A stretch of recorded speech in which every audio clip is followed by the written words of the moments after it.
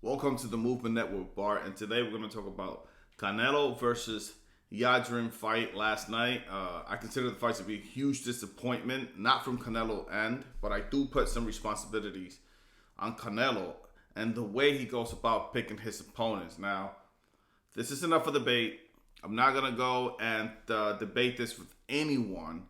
I do know that AVNI YILDIRIM was the mandatory. I know all that. But there was rumors out there that Canelo really damaged this young man while they were sparring partners. AVNI YILDIRIM used to be Canelo's sparring partner a couple of years ago. And Canelo just destroyed this young man. So he knew what was going to happen in this fight. So let's talk about the fight. The first thing that happened yesterday that I noticed was that AVNI, the first round, did not want to be in there. I know that as a fighter, you want to go out there, you want to test the jab, you want to, test the waters a bit and see what the other partner has, the other dance partner, in this case Canelo. What are they going to bring into the table before you start unloading and fighting and coming up, and not with a game plan, but setting up your whole game plan. That was completely different than what we saw. AVNI didn't want to be there. AVNI just wanted to go there, collect a free paycheck, and then go home and back to Turkey and be happy with just showing up and collecting a free paycheck and never to be seen again. I think that was his goal, and I do think that Joel Diaz knew that moving in. His coach, I do think Joel Diaz knew that, and that's why Joel Diaz stopped the fight. When in reality, if you look at the fight, it was someone from AVNI team that came up to Joel Diaz and said stop the fight. But even before that, in the third round, which I'm going to go through the fight in a bit, I'm just letting go of all this frustration that I have, because I had a watch party for this. I had a whole bunch of friends here to watch the fight, and it sucked. So I'm very disappointed. I didn't even get a chance to do the a video last night, so I'm doing it today, 6 a.m. So here's the deal. AVNI was just a guy that was there to collect a free paycheck. I blame him 100% for what took place. I do not blame Canelo Alvarez for the outcome of the fight, in the sense of AVNI quitting on the third round after he got dropped. I don't blame him for quitting, but I do blame and put a lot of responsibility on Canelo to giving us the fans the best fight possible out there. Now, with that said, Canelo he needs to stop and putting aside. He needs to stop picking these guys that are over the hill or just don't have no business out in the ring with him. For me personally, I at times feels that Canelo just got this a sign in the back that just says looking for easy work. I even take sparring partner that I beat up in the past, and there's a whole bunch of them out there. This was a sorry fight.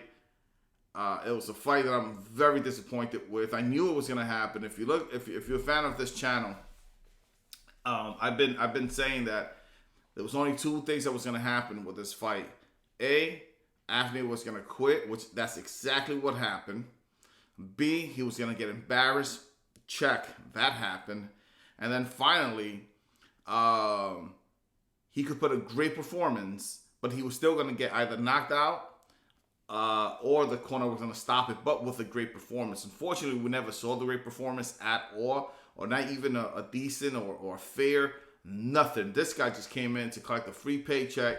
The minute the third round was over, I guess in his contract they must have get a bonus if you pass the second round. He passed the second round, third round, went back to his corner. And you could hear Joel Diaz, his trainer, asking him, "Hey, do you want me to stop the fight if you don't do anything?" And it was just a mess. So let's go through the fight, which is very short.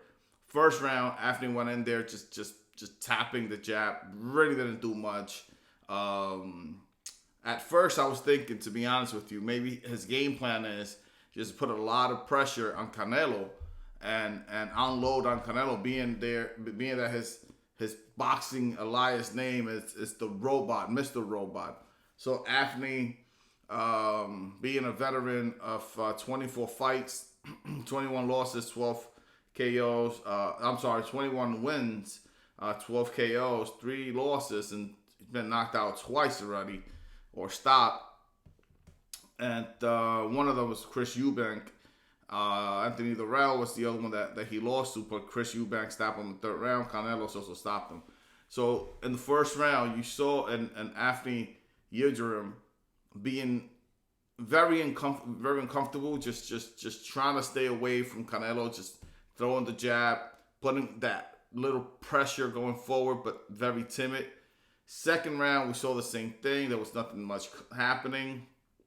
They didn't want to be there. Third round, Canelo just found a way to get that straight right, straight into AVNI guard, and just put him down. By the way, from first, second, and third round, Canelo did show that he wanted to be there. Canelo wanted to fight. Canelo was hitting the body. Canelo was trying to put his combination. Canelo was putting the pressure. AVNI, for me, looked like a really big guy. Just mentally didn't want to be there. Now, after the third round, Joel Diaz stopped the fight. I have a huge problem with that. A huge problem with that. I'm not the best coach out there. But I do train both my kids, right? I train for USA Boxing. Just, they're both amateur fighters. So I do know that the number one job of a trainer while they're in training camp is to train the boxer and come up with a good game plan. Now, during the actual fight, the training is done, but you still got to make sure you're during the fight, your fighter is following the game plan. But most importantly, for me at least, the trainer has to inject life into the fighter. So Joel Diaz saw that AVNI YILDIRIM was not doing well. He should have motivated him. He should have put some life into him. Waited at least 2 more rounds, because I did not see anything during the fight that said that showed to me that AVNI was in danger. He could have gotten knocked out in the 4th round. Fine, great, but let the fighter go out in his shield and make sure that the fighter himself understand that this is what you sign up for. You're Spartan. You're supposed to go in there and fight to the end, or fight until you have no other option. I do think that AVNI had a lot in him. He wasn't taking a beating. Let's be honest. If you see the fight in 3 rounds, he wasn't taking a beating. Canelo was hitting him hard in the body, but that's pretty much it. Now, Joel Diaz asked him, did he hurt you? Are you hurt? Come on, it's gonna happen. It's a freaking fight. So we know that happened. We know that AVNI went in there to collect a free check. It was an embarrassment of a fight, and if I don't think we're ever gonna see AVNI ever again. And if YILDIRIM, and if we do see him, I don't think anyone would care to see him again. There was rumors. I don't know if I already stated this, but there was rumors that Canelo really hurt AVNI during their time that they were sparring, and that AVNI was a punching bag. So I do think somewhere inside AVNI head, he thought, what, this isn't gonna go well. I'm gonna get embarrassed. I've been here before. Canelo really hurt me during sparring many years ago, and I don't want this to happen again. Being that he also had 2 years off, he had a 2 years layoff. His last fight was against Anthony Durrell. Anthony Durrell ended up beating him, which AVNI did not look good in. It wasn't a competitive fight, at least for me. So he had no business there. But now let's move forward. Let's put that in the back burner. Who cares about that fight? Excuse me. Gotta be caffeinated. I'm a little tired today. So let's move forward to the fight coming in that we're gonna get which is Canelo Alvarez in May versus Billy Joe Sanders. Now, I also have a problem with this fight, even though I do think Billy Joe Sanders will be a little more competitive. I do think that Billy Joe Sanders will come in and at least put a better performance than what AVNI did. But with that said, I think anyone would do a better, will perform better than AVNI did. AVNI did not do anything. YILDIRIM did not do anything. But let's concentrate on Billy Joe Sanders. Billy Joe Sanders, 30 fights. He's won all of them. 14 KOs, which, you know, he lacks power. We all know that. Never lost. But let's talk about how he's looking the past 5 or 6 fights. His last fight was against Martin Murray, which I don't think it was his greatest fight. I don't think he was all there in the sense of he wasn't all there boxing wise. He was moving very well and all that, but something about that fight really, it seems for me at least, as Billy Joe Sanders wasn't 100% there. And it could be one of those things that Billy Joe Sanders doesn't get motivated with a lot of these fighters that he knows that he's going to go and just beat them easy. Because his last, before that, he fought Marcelo Esteban Corrales, I believe his name is, Coceres. Let me look that up real quick. Coceres. So Marcelo Esteban Coceres. So he fought this guy, and for me personally, he was losing the fight. There's no ands and buts about it. He was losing the fight. And I actually watched the fight last week. He was losing the fight, and at the end, he performed at the end. He did very well, but it's another fight that Billy Joe Sanders didn't want to be in there. He was a little motivated, so it was a whole different fight. Now, he's had a couple other fights before that, but I want to take you back to 2017 when he fought David Lemieux. Now, when he fought David Lemieux, that was the best I've ever seen Billy Joe Sanders. Billy Joe Sanders was operating all gears in that fight. He was on point. Billy Joe Sanders came to box.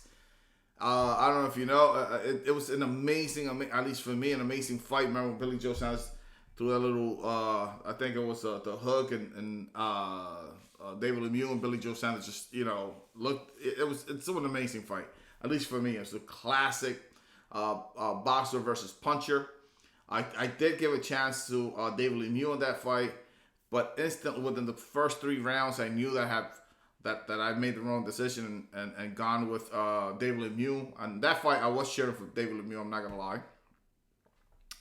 But Billy Joe Sanders really came to fight and performed way better than what I thought he was.